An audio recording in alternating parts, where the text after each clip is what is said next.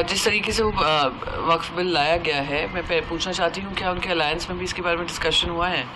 کیا J D you اور T D P اس وقف بل کو دیکھ چکے ہیں اور کیا انہوں نے اپنی منظوری دی ہے؟ السلام علیکم سامعین، 2 صفر المظفر اور 8 اگست ہے۔ خبر کا عنوان ہے وقف قانون کو لے کر بی جے پی جھوٹ بول رہی ہے۔ ابھی بیان آیا تھا کہ بی جے پی نے بہت سے لوگوں سے صلاح و مشورہ کیا ہے وقف بل کے بارے میں۔ سوال یہ ہے کہ مشورہ کس سے کیا ہے؟ جو متعلقہ لوگ ہیں، مسلم سماج ہیں، ان میں سے کسی مشہور اور قابل ذکر تنظیم سے مشورہ نہیں کیا ہے۔ ابھی کانگریس نے کہا کہ اس سے مشورہ نہیں کیا ہے اور کانگریس اس کی مخالفت کرے گی، جیسے کہ ممبر پارلیمنٹ عمران مسعود نے کہا ہے، اور انہوں نے پارلیمنٹ کو نوٹس بھی دیا ہے۔ اس طرح جناب اسد الدین اویس صاحب نے نوٹس دیا ہے۔ اس کا مطلب یہ ہوتا ہے کہ اگر بل پیش کیا جاتا ہے تو یہ لوگ بولیں گے اور اس کی مخالفت کریں گے۔